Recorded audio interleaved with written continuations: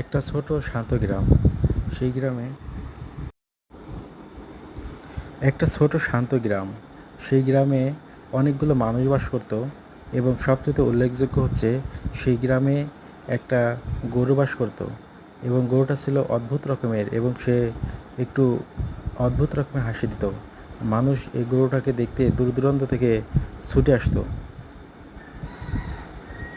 সে নাকি দুধের পরিবর্তে জুস দিতে পারে এবং সে একটা ছোট ইয়াতে জুস দিতে শুরু করলো এবং সবাই পরীক্ষা করার জন্য গ্লাস করে সে জুস খেয়ে নিল এবং সবাই অবাক হয়ে গেল যে গরু কখনো দুধ দিতে পারে। এটাতে সবাই আশ্চর্য হলো।